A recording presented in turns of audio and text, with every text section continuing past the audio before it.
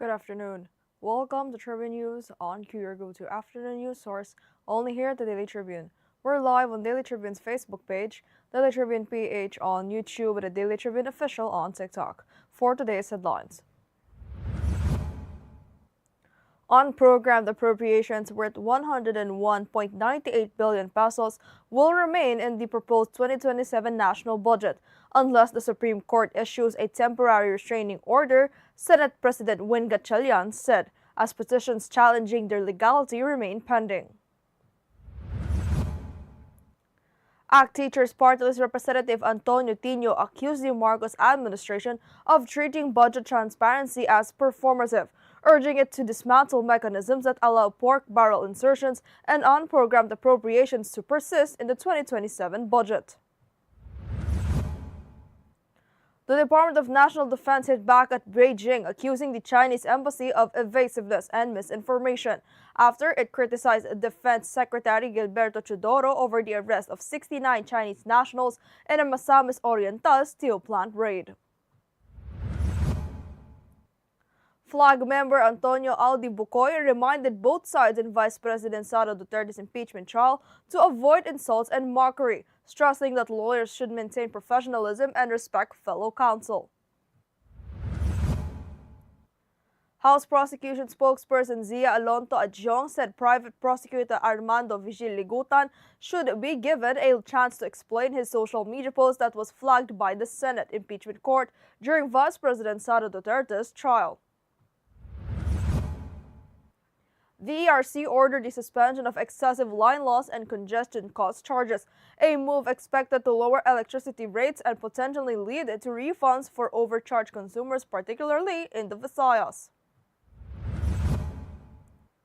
Vice Ganda is entering a 2-year creative partnership with MediaQuest Holdings, turning past disappointment over its Showtime's 2023 departure from TV5 into a fresh opportunity to develop content across television and digital platforms. PLDT's perfect run in the PVL On Tour Showdown did not result in a back-to-back reign under this year's competition format.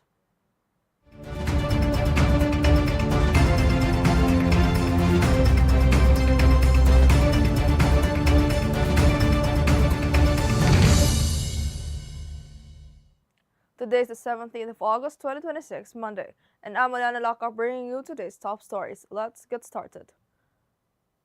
The Senate will retain unprogrammed appropriations or the UAs in the proposed 7.2 trillion peso 2027 national budget unless the Supreme Court issues a temporary restraining order.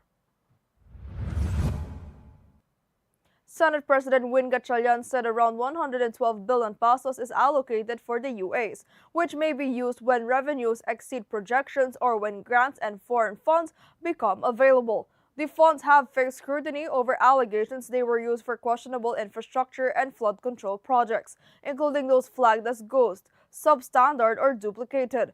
Gatchalian said the Senate will closely review the lump sum allocations and push for greater transparency and itemized projects. The Supreme Court has yet to rule on petitions challenging the constitutionality of the UAs. The ACT Teachers Party List Representative Antonio Tino urged President Ferdinand Marcos Jr. to go beyond what he called performative budget transparency as deliberations begin on the proposed 7.2 trillion peso 2027 national budget. Tino criticized the administration's live streaming of 2026 bicameral conference committee meetings, saying the move did not prevent pork barrel insertions or large unprogrammed appropriations from remaining in the budget. He said live streaming would be little more than damage control if mechanisms allowing such allocations remain. Tino called for deeper reforms to dismantle practices behind pork barrel insertions, rather than simply making budget deliberations more visible to the public. The Department of National Defense fired back at Beijing after the Chinese embassy accused Defense Secretary Gilberto Chodoro Jr. of sowing discord and staging anti-China activities over the arrest of Chinese nationals at a steel plant in Misamis Oriental. DND spokesperson Arsenio Andolong called the embassy statement evasive and deceptive, saying it failed to address Chodoro's allegation that Chinese diplomats illegally intervened in Philippine law enforcement operation. The raid led to the arrest of 69 Chinese nationals and uncovered alleged immigration, labor, environmental, and safety violations, including reportedly radioactive materials at the facility. The Chinese embassy denied the allegations and called the raid discriminatory.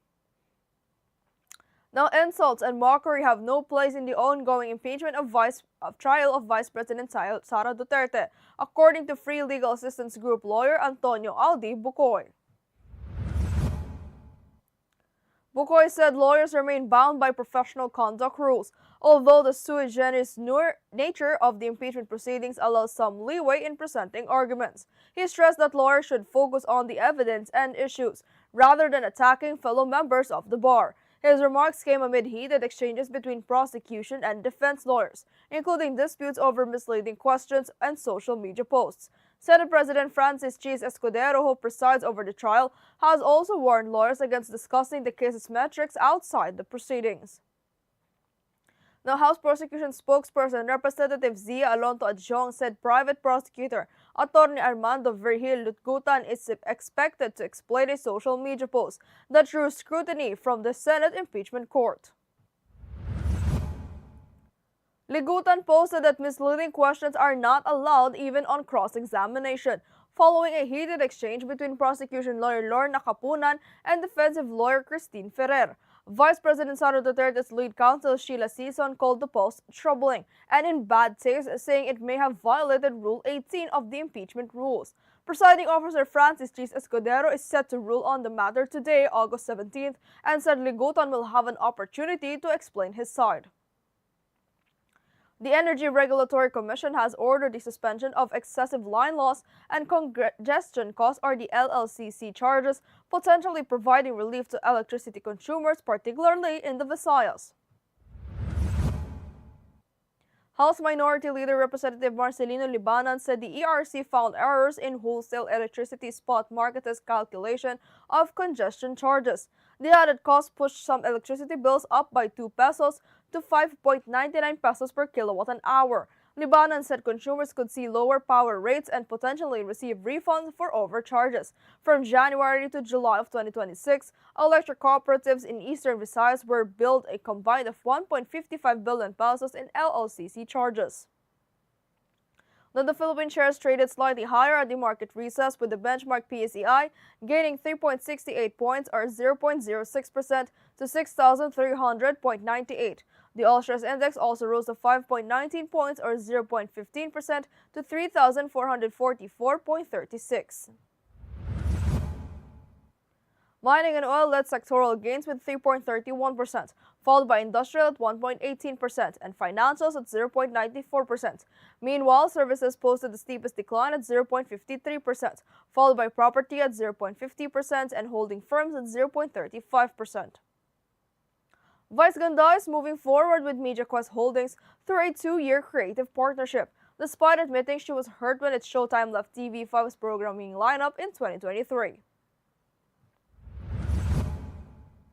Vice said she gave herself time to heal but chose not to burn bridges, eventually accepting the new partnership under the VGXMQ collaboration. She will develop content for TV5 and other MediaQuest media and digital platforms. While no projects have been finalized, Vice said she already has several ideas and is eager to begin discussions. She also clarified that she holds no ill feelings towards the TVJ, saying the group was not involved in her experiences with TV5.